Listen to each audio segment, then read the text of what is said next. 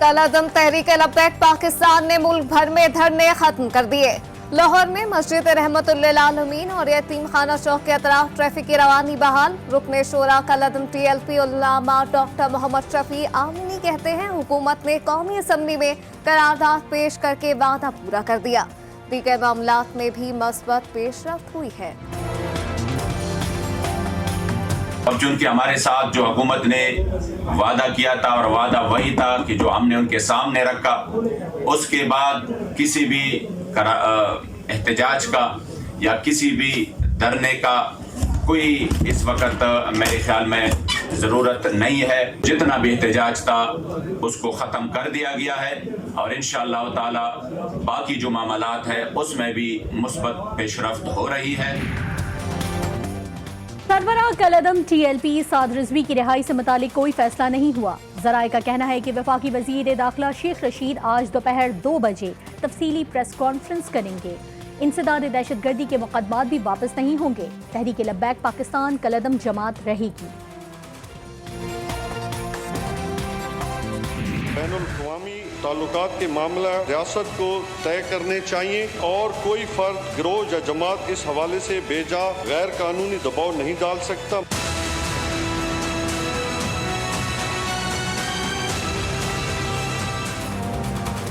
नामूस रिसालत से मुताल्लिक करारदाद कौमी असम्बली में पेश। नामूस रिसालत का मामला आलमी सतह पर उठाया जाए।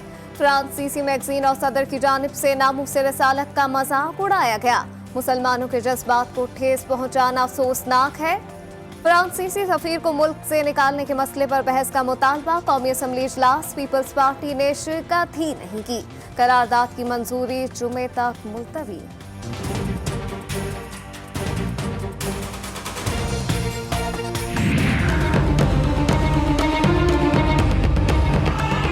आप बात कर रहे हो?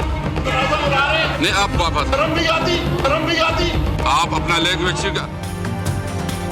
करारदाद के फौरी बाद ऑपोजिशन अरकान अपनी नशिस्तों पर खड़े हो गए। बात का मौका न मिलने पर साबिक वजीर आजम ऐवान के आदाब ही भूल गए।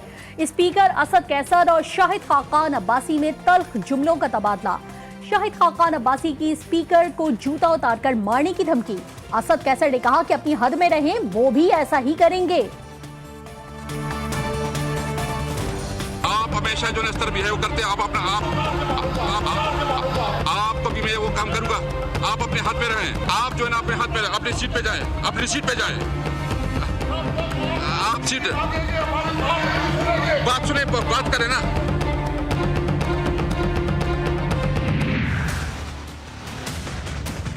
शाहिद खाकान अब्बासी साहब ने स्पीकर नेशनल असम्बली के बारे में जो बात की, हमारी बदकिस्मती है कि शाहिद खाकान अब्बासी साहब जैसे लोग भी इस मुल्क में वज़ीर आज़म तक रह चुके हैं। जिस तरह अंग्रेजी में कहते हैं ना कि for them chairs have come down, they have not gone up.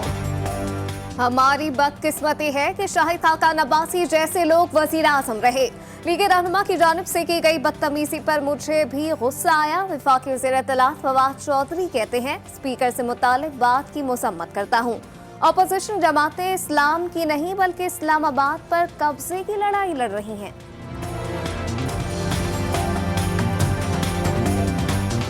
मुझे तवक्को थी कि वजीर आजम अपनी कुर्सी पे बैठे होते और आज ये करारदाद वजीर आजम को पेश करनी चाहिए थी।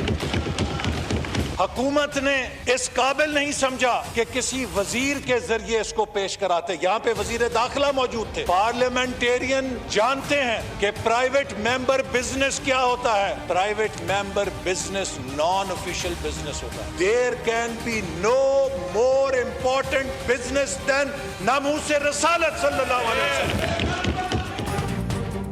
अहम मामले पर ऐवान में बहस हो रही है। आखिर वजीर आजम किस काम में मसरूफ है? मुस्लिम लीग नून के सीनियर रहनुमा एहसन इकबाल तहरीक इंसाफ की हुकूमत पर बरहम। कहा, जब तक ऐवान में कार्रवाई जारी रहे, इमरान खान को पाबंद किया जाए कि वो ऐवान में रहें। इमरान खान ने अपनी भरपूर तरीके से जो सफारतकारी की है नामूस रसालत के लिए, हुजूर सल्लल्लाहु अलैहि वसल्लम की इश्क के पैगाम के लिए, उस पैगाम में दुनिया के कोने कोने तक आपने पहुंचाया है। मुल्क का आईन नामूस रिसालत सल्लल्लाहु अलैहि वसल्लम का महाफिज है। वफाकी वज़ीर मजहबी उमूर नूर अल हक कादरी का ऐवान में खिताब, कहा असम्बली में पेश करदा करारदाद में तमाम उमूर का अहाता किया गया। हुकूमत सिफारती सतह पर नामूस रिसालत सल्लल्लाहु अलैहि वसल्लम के लिए काम कर रही है। माजी में हर मसले पर ताकत का इस्तेमाल किया गया। हम में से कोई भी ऐसा नहीं है जिसके ईमान के अहम तरीन जुज ये ना हो कि मैंने अपने रसूल सल्लल्लाहु अलैहि वसल्लम उनकी हुर्मत की हिफाजत करनी है और हर वो कदम जिससे मैं उस हिफाजत को यकीनी बना सकूं वो मुझ पे उठाना मुझ पे फर्ज है। तहफ़्फ़ुज़ नामूस रिसालत के तहफ़्फ़ुज़ का मसला अपनों की गाड़ियां जलाने से हल नहीं होगा। वफाकी वजीर असद उमर कहते हैं कि पूरी कौम मुत्तफ़िक है कि नामूस रिसालत में गुस्ताखियों का मसला मुस्तकिल बुनियादों पर ख़त्म किया जाए। उन्हें यकीन है कि पूरी उम्मा की इस मसले में क़यादत का फरीज़ा पाकिस्तान अदा करेगा।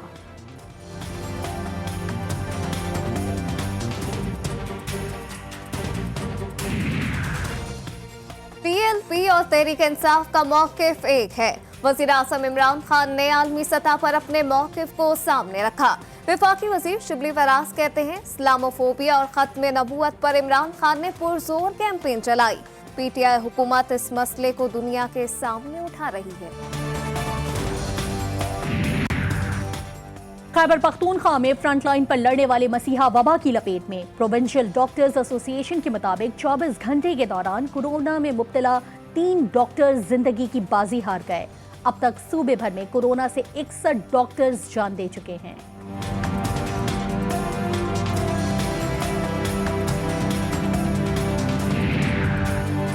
रावलपिंडी में कोरोना 24 घंटों के दौरान मजीद 7 जिंदगियां निकल गया। अमवात की मजमूई तादाद 1085 तक पहुंच गई। 210 नए केसेस के बाद मरीजों की मजमूई तादाद 22,285 हो गई।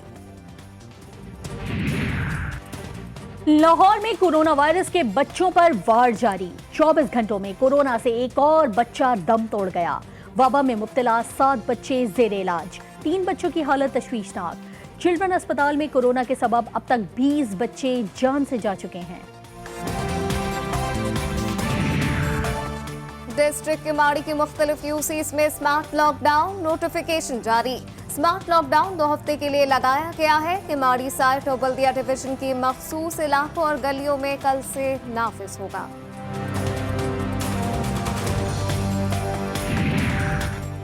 महकमा ट्रांसपोर्ट पंजाब का आज से मेट्रो और स्पीडो बस दोबारा चलाने का ऐलान। मेट्रो और स्पीडो बस कोरोना SOPs के तहत चलेंगी। कोरोना के बढ़ते हुए केसेस के बायस मेट्रो और स्पीडो बस पर पाबंदी आयद की गई थी। जून 2020 में पेट्रोलियम बहरान मसनूई था। ओगरा पेट्रोलियम डिवीजन ऑल मार्केटिंग कंपनियां जिम्मेदार करार। इंक्वायरी कमीशन ने ओगरा को तहलील करने का मशवरा दे दिया। कमीशन ने ओगरा में चेयरपर्सन और मेंबरान की तैनाती पर भी सवालात उठा दिए। सेक्रेटरी पेट्रोलियम डिवीजन के खिलाफ कार्रवाई की सिफारिश भी कर दी।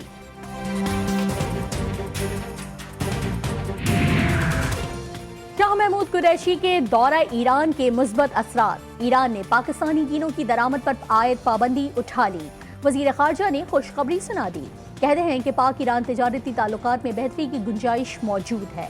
शाह महमूद ईरानी सदर समेत दीगर ईरानी आला हुकाम से मुलाकातें करेंगे।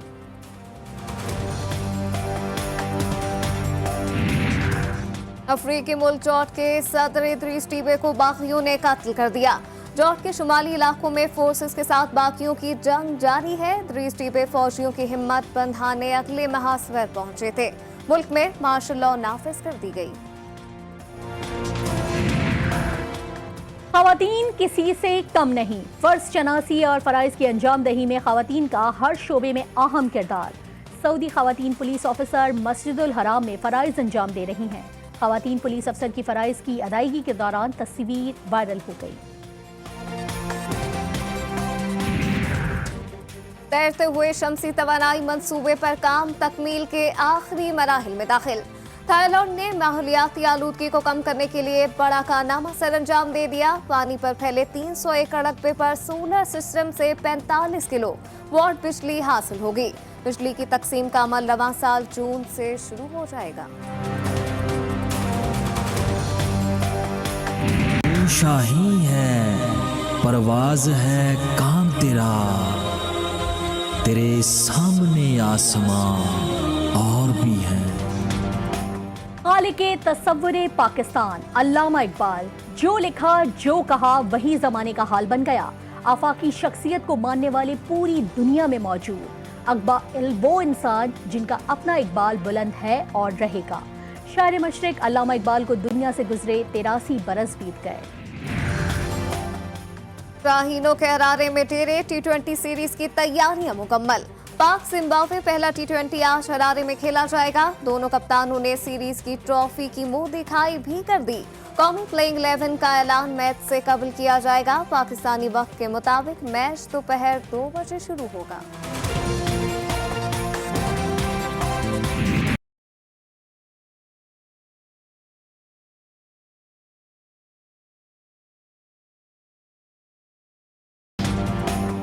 विराट कोहली का एक और रिकॉर्ड तोड़ने का हदफ। कौमी क्रिकेट टीम के कप्तान T20 इंटरनेशनल में 2000 रन मुकम्मल करने के लिए सिर्फ 60 रन दूर। बाबर आजम अगर जिम्बाब्वे के खिलाफ सीरीज में कारनामा सरअंजाम दे देते हैं तो वो तेज तरीन 2000 T20 रन बनाने वाले दुनिया के पहले बैट्समैन बन जाएंगे।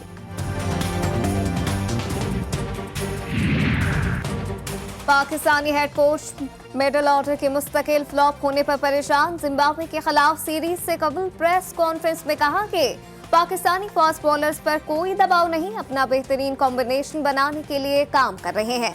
T20 वर्ल्ड कप से कबल टीम में बहुत ज्यादा तब्दीलियां नहीं करना चाहते। रूस में शतरंज की बाजी लगा ली गई। टूर्नामेंट में 8 ग्रैंड मास्टर्स हिस्सा ले रहे हैं। महदूद तादाद में शायकीन को भी अपने शातराना चालें देखने का मौका दिया गया है। टूर्नामेंट का फातेह नॉर्वे में होने वाले शतरंज के आलमी मुकाबले में रूस की नुमाइंदगी करेगा।